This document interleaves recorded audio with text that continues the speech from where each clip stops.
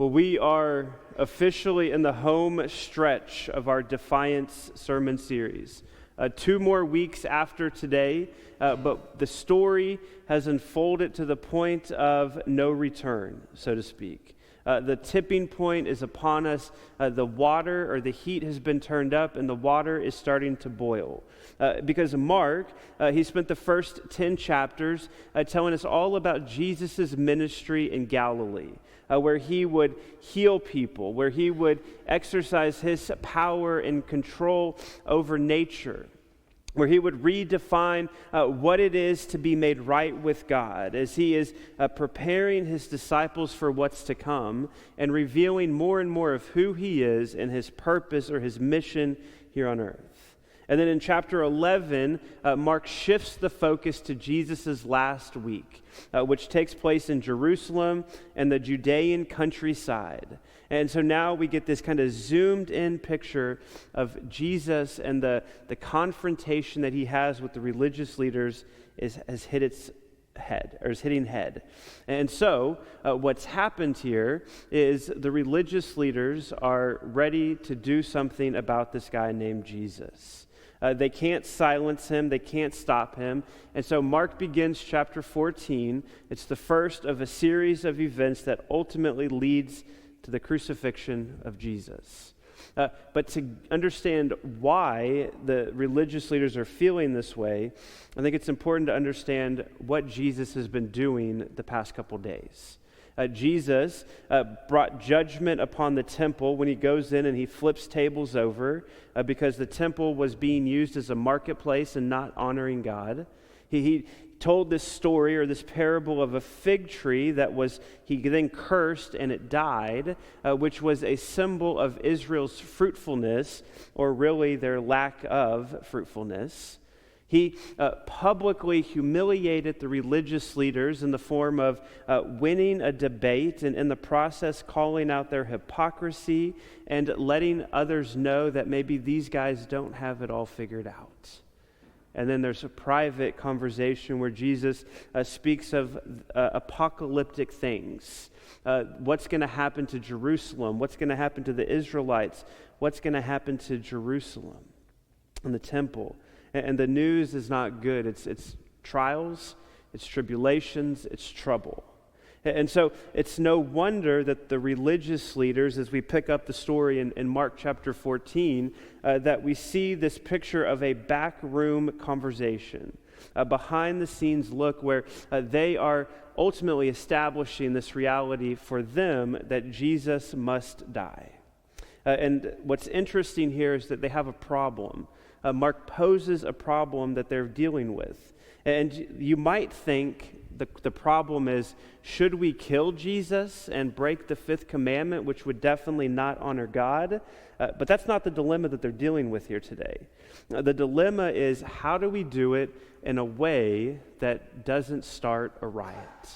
And so it's in the middle of Passover, which is one of 3 holidays, festivals that Jews from all over the world or region would descend upon Jerusalem for a celebration. And so we're talking about tens of thousands, if not hundreds of thousands of more people in Jerusalem. And today, in Mark chapter 14, there was an insurrection just a couple days ago, led by kind of a guy named Barabbas, who's going to be part of the story in a little bit. So they're trying to figure out, how do we keep peace? So how do we secretly, covertly arrest and kill Jesus?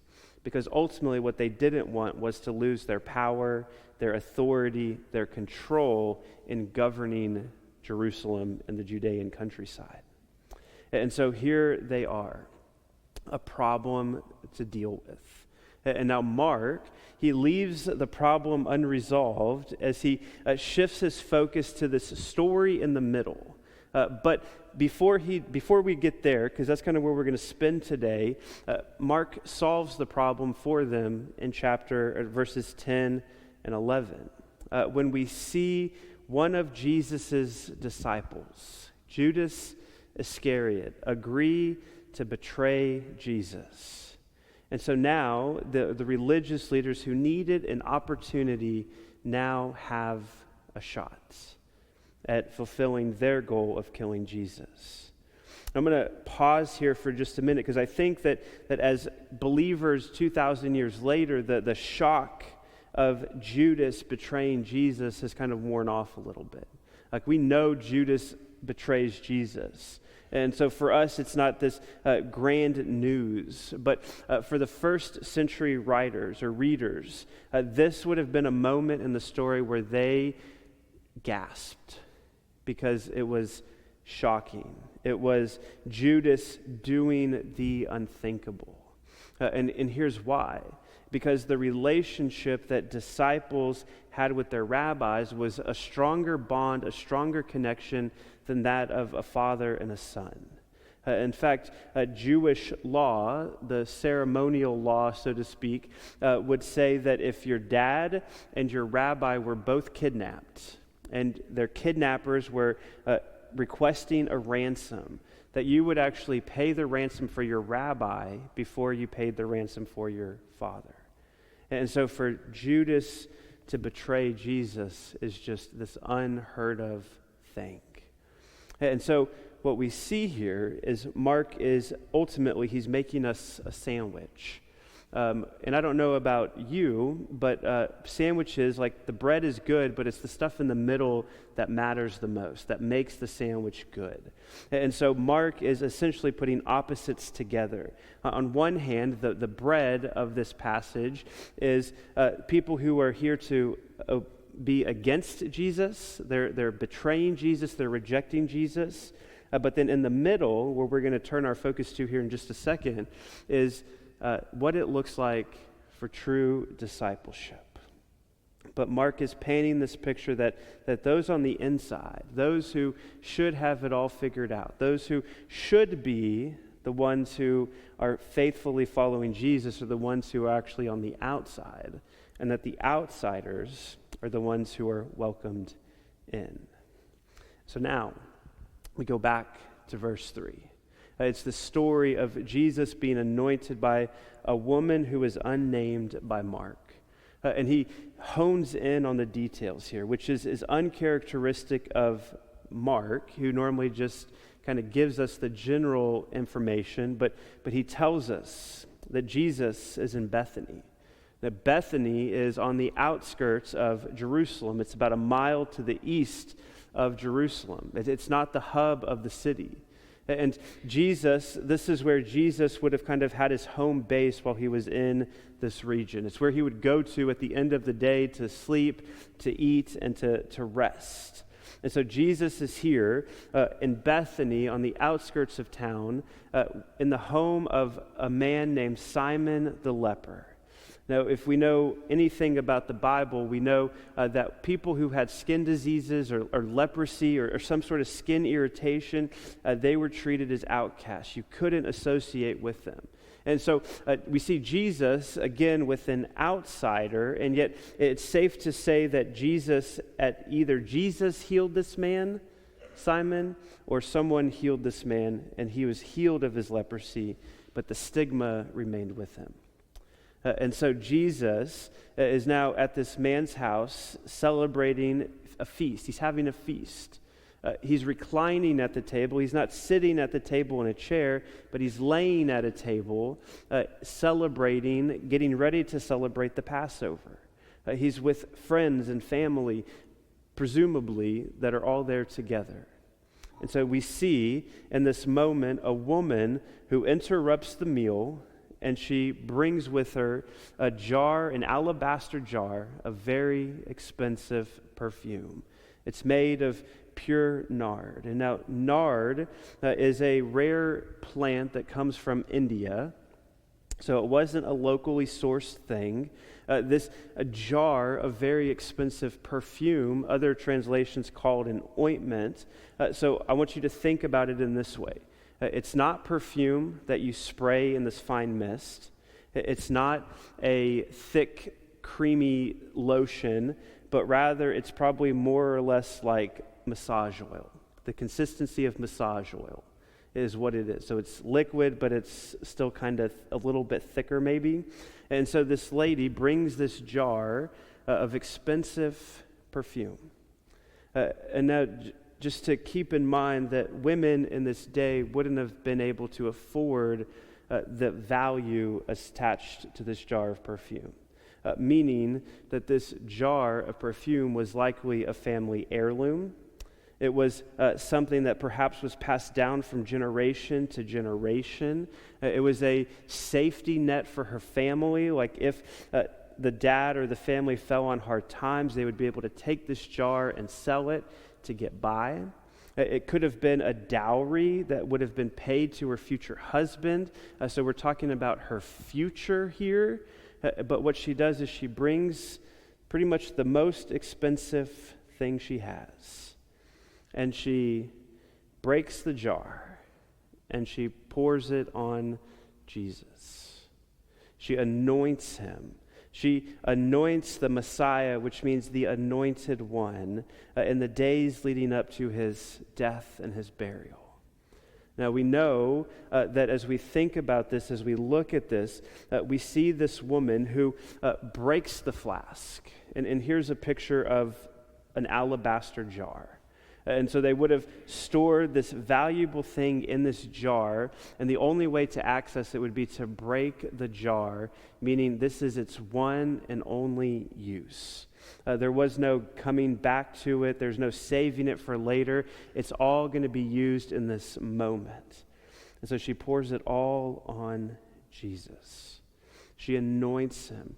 She displays this love and devotion that she has for Jesus, presumably either in light of knowing or thinking that he's going to die here in Jerusalem in the coming days, or just out of pure love and adoration for Jesus and the impact that Jesus has had on her life. Now, while Mark doesn't tell us who this woman is, if you look at the other Gospels, it's very likely and probable that it's Mary, the sister of Lazarus, who Jesus raised from the dead. It's the sister of Martha. And if we remember in the passage with Mary and Martha, Mary is just adoring Jesus. She's sitting at his feet, taking it in. She has been changed and transformed by the power of Jesus. And so she comes and displays her love and affection for her, for Jesus. And it's this picture that we get where as she's just adoring Jesus and giving him the praise and the adoration that he is due, you see Jesus' disciples, right? The ones who should have it figured out. They then start judging her and saying, what a waste.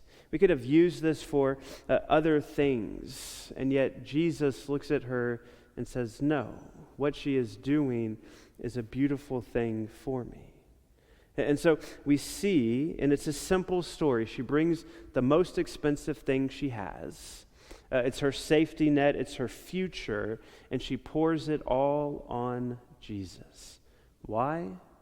We don't exactly know why, but basically because she perceives or she realizes this truth that others either miss or just won't express.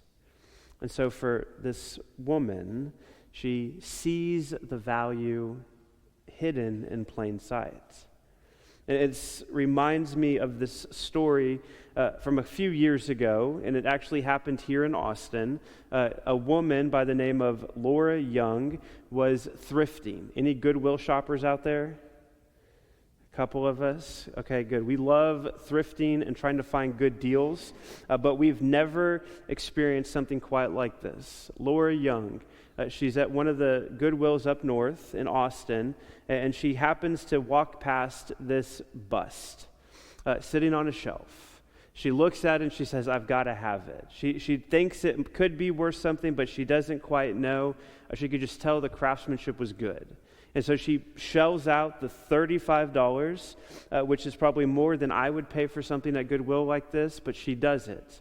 And as she takes it home and she starts doing the research, she realizes that this is an authentic Roman artifact from ancient Rome.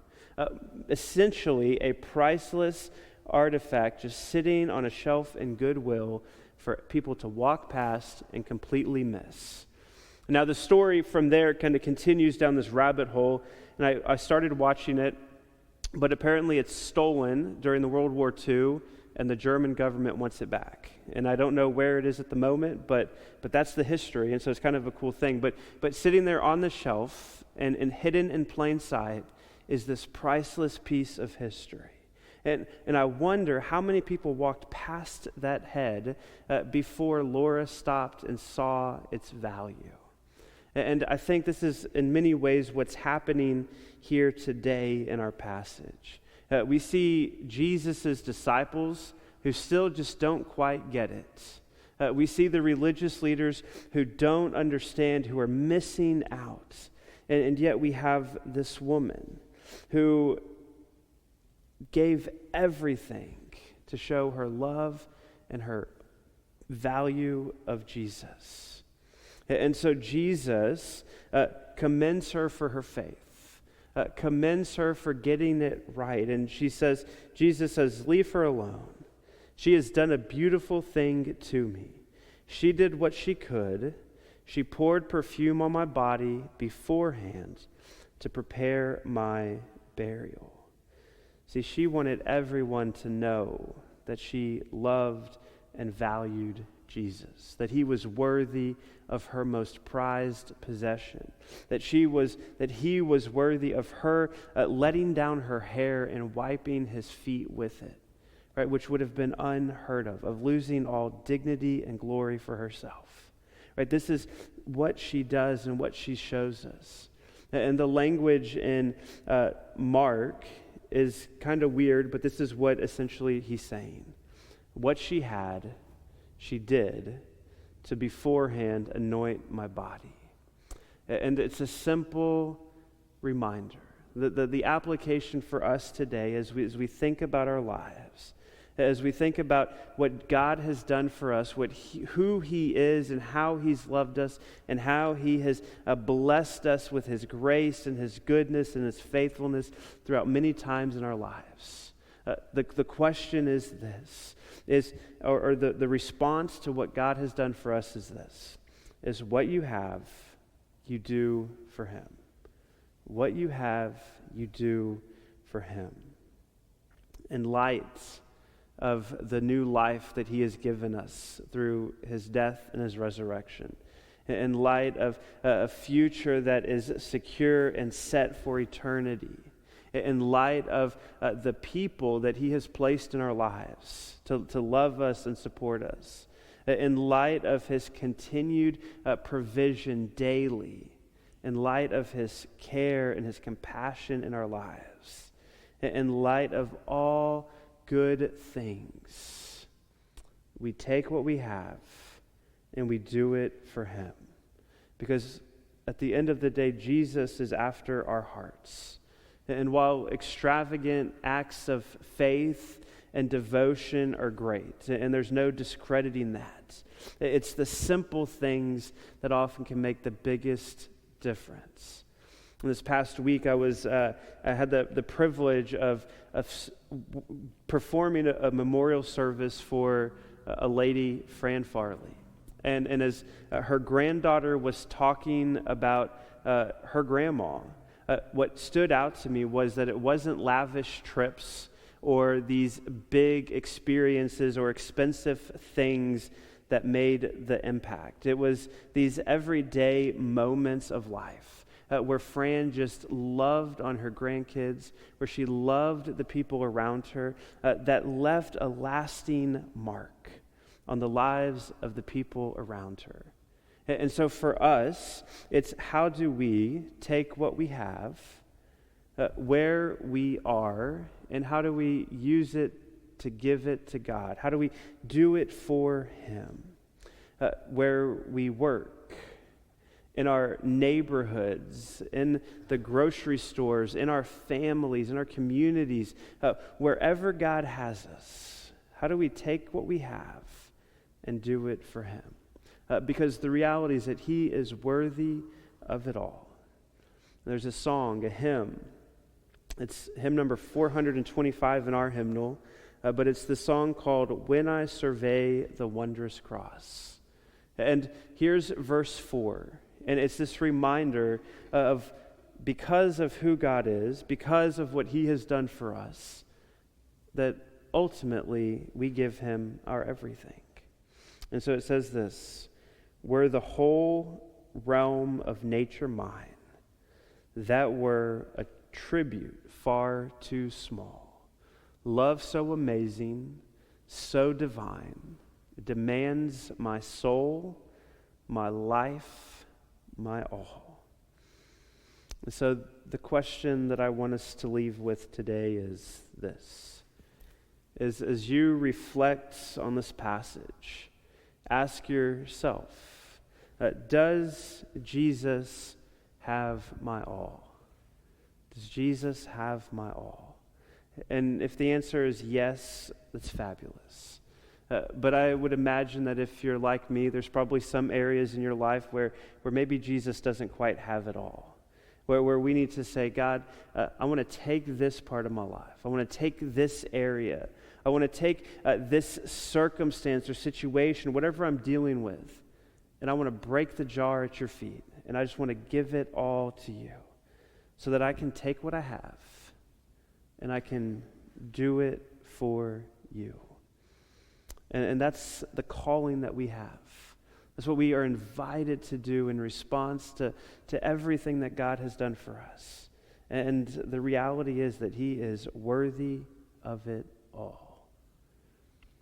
And so, God's peace and strength be with you today and always. Amen.